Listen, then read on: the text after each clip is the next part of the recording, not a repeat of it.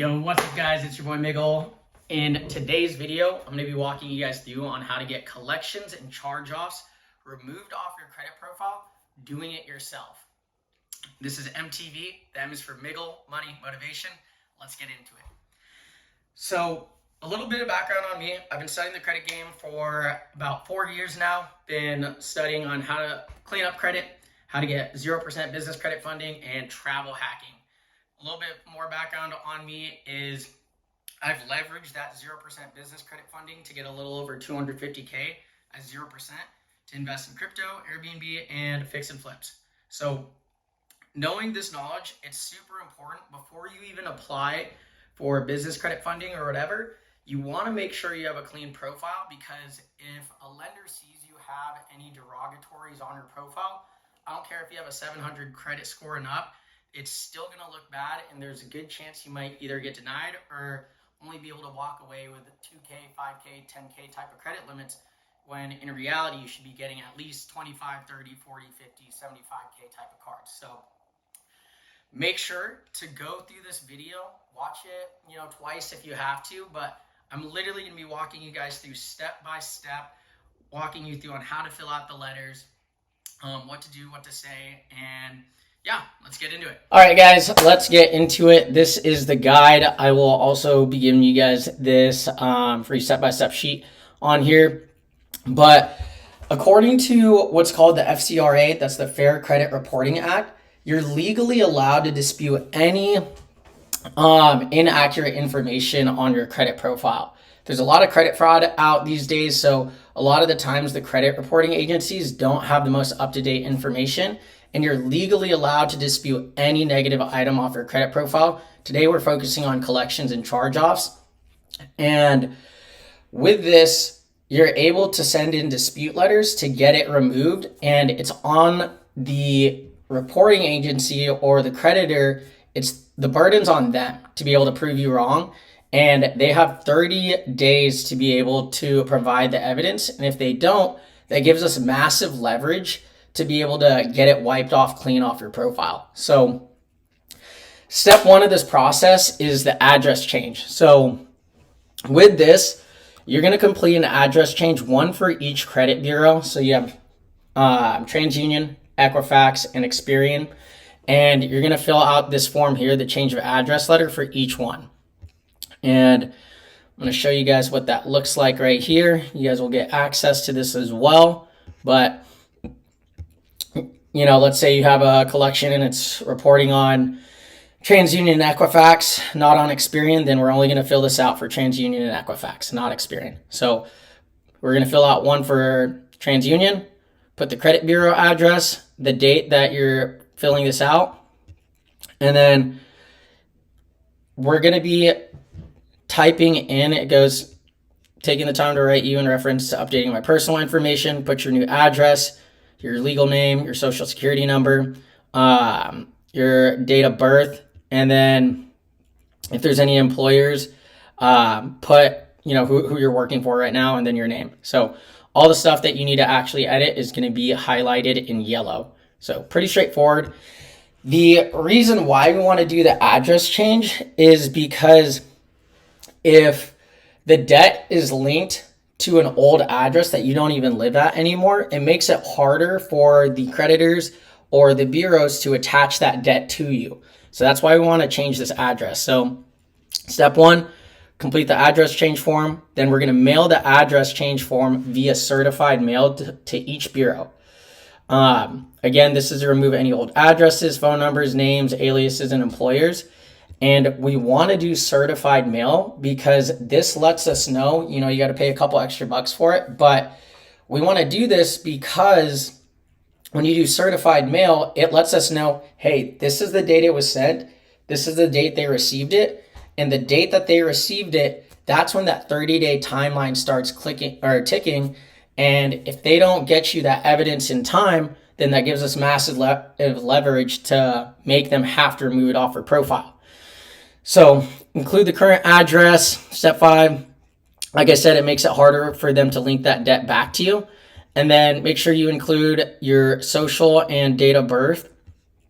Include a copy of your driver's license and social security. So just print that out. And then proof of address. So this could be something such as a phone bill, a bank statement that has that address. Make sure it has it. And something that's really important is never ever include a wet signature on it. So this is all just being typed out. And then, like I said, send that change of address letter. So that's the first step. When we're removing the addresses and incorrect personal information, make sure, again, we're disputing the employer info. If it's already correct, you don't need to do that. Birthday, social security, your telephone. And again, it makes a huge difference when it comes to being able to dispute. And this shouldn't take more than 30 days. So wait until your old personal info is all removed and then proceed to step 2. So step 2 is identifying the items that need to be disputed. So what you're going to do is print out your 3 credit bureau reports. You can go to My Identity IQ. It's like $1 to use it for 7 days. Just get that so you can see your full credit report. Right now, I'm just going to do the example with Experian. So you're going to sign in, keep your current membership. You're going to sign in and review your credit report. So over here, click credit report. For me right now, I actually don't have any negatives, but this is the same process that I used to help a client get a $5,000 medical collection offer profile. And it only took like 30 days. So a big thing when it comes to collections is it's super important. Never pay them off. Never pay them off, just because even if you pay them off in full, it still reports to the credit agency. It just says that it's paid in full, but lenders will still see that you were late and you had the collection.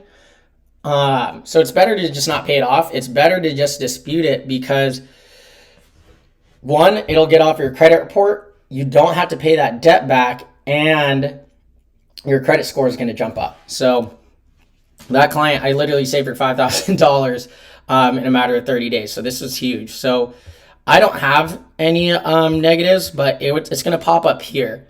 You're going to go to collections, and over here, let me exit out of this.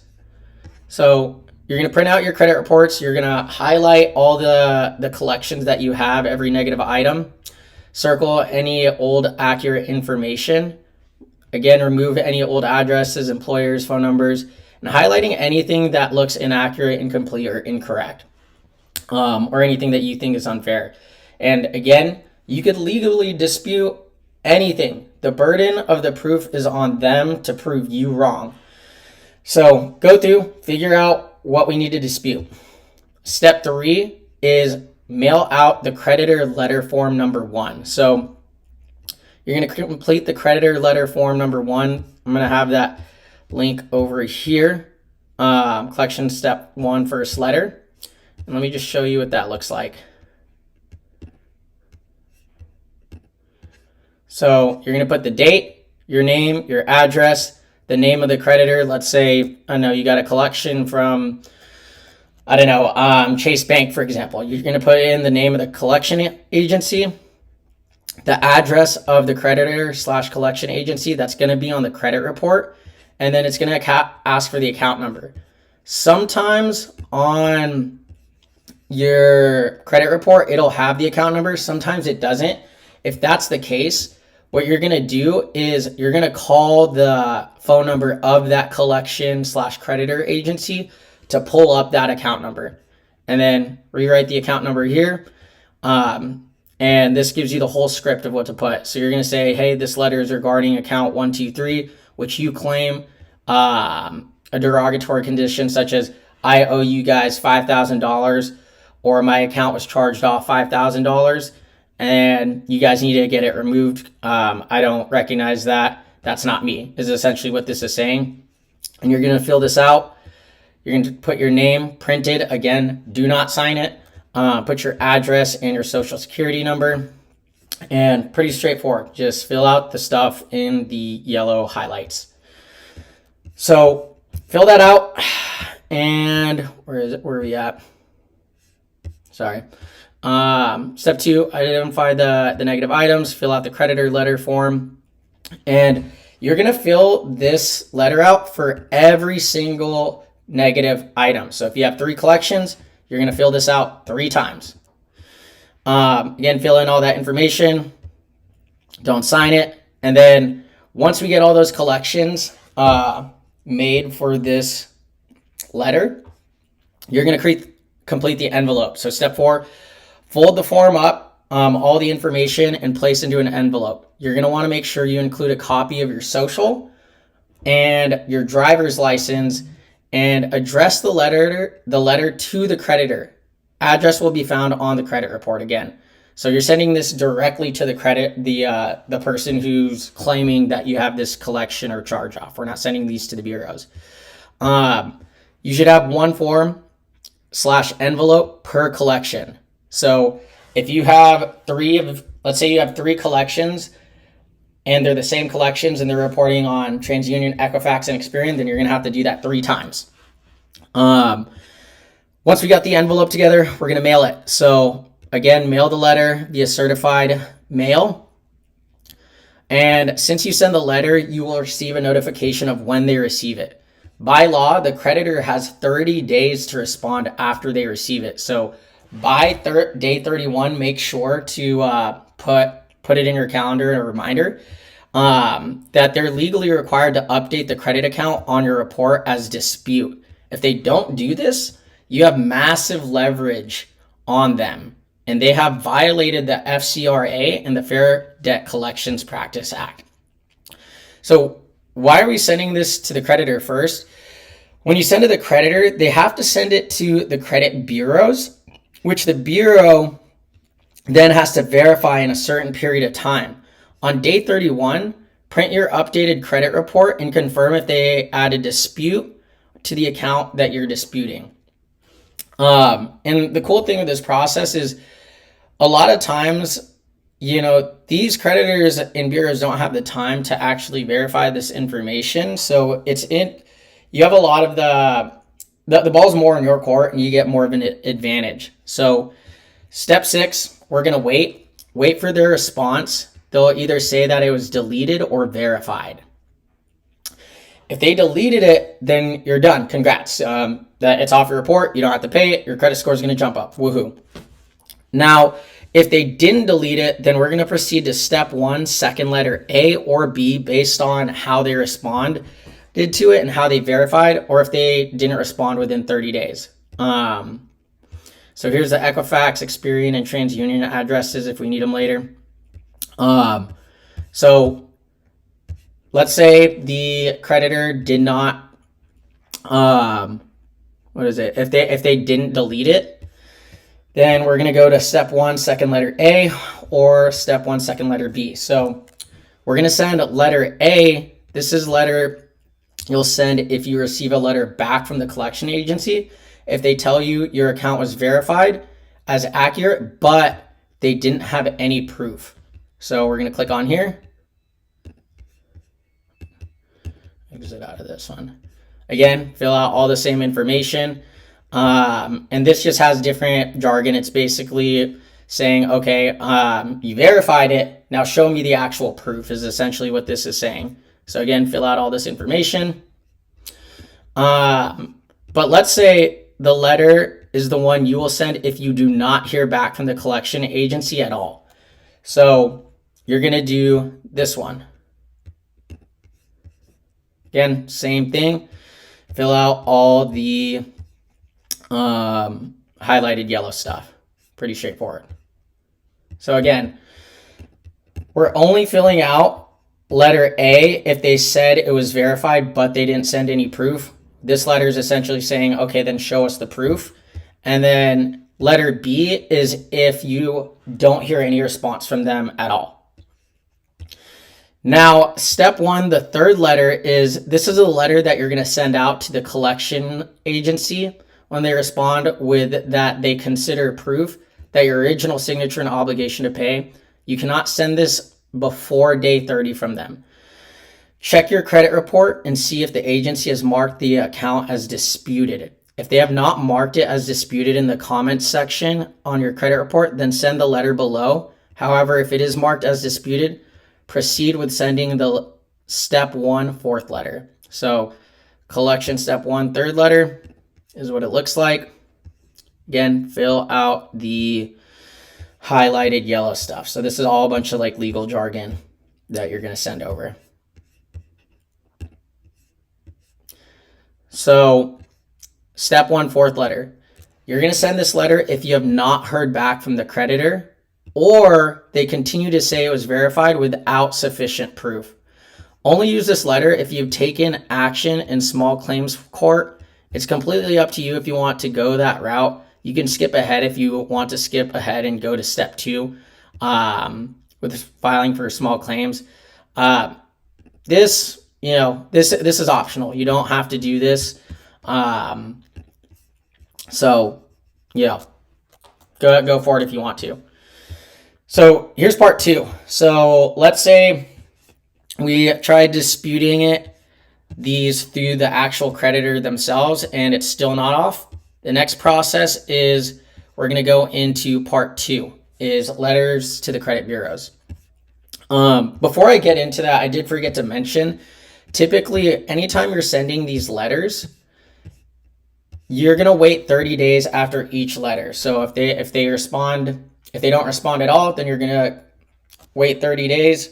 If they don't respond after the day 31, then send the next letter, wait 30 days, and then continue on with the next step in the process. Now, here's part 2. Let's say we disputed with the creditors. They didn't get it off. We're going to then go sending letters to the credit bureaus. So the focus is on something called the method of verification. That's the strategy we're taking. We're going to start off by disputing the inaccurate, unverifiable, or unfair items as per the FCRA. If you get a response to your challenge dispute from the credit reporting agency saying the disputed item was actually verified, you have the right to request method of verification. The credit reporting agency must give you the method of verification information within 15 days of your request. This is something they typically cannot do because they don't actually speak to anyone in order to get the verification. So what we do then is to actually request evidence such as the name, the address, and telephone number of anyone from the original creditor that they've contacted and escalate it from there. So huge tip is if one bureau actually removes an item and the others don't. So let's say you have a collection, it's reporting on TransUnion, Equifax, Experian. Let's say Experian takes it off, but TransUnion and Equifax doesn't. Then you could send those to the credit bureaus as evidence that they need to remove the derogatory item in question. And it just gives you more leverage. Now, step 2 is the first letter. So again, these are going to the credit bureaus. Use this as the first letter dispute with the credit bureaus directly. I recommend sending these only if you have not had success with the step 1 letters to the creditors or if you're trying to dispute a public record. So click on this, same thing. Fill out the highlighted yellow stuff, straightforward. You're going to wait 30 days or actually, 15, 30 days. We'll give them a chance. Then if that doesn't work, then we're going to do second letter A. This is a letter you're going to send if you receive a letter back saying the account was verified as accurate from the credit bureaus. So we're going to send this one. Again, same thing. Fill out the yellow stuff. You could read all this jargon. It's a bunch of legal stuff. I'm not going to go through that with you guys, but when you guys get access to this, then I'll let you guys kind of go through that on your own.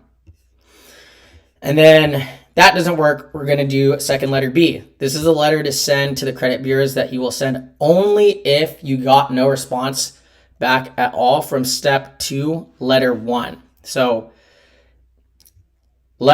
second letter A, we're only sending this if the first letter, they respond back verified. We're only sending second letter B if they don't respond at all. And then again, fill out the yellow highlighted stuff.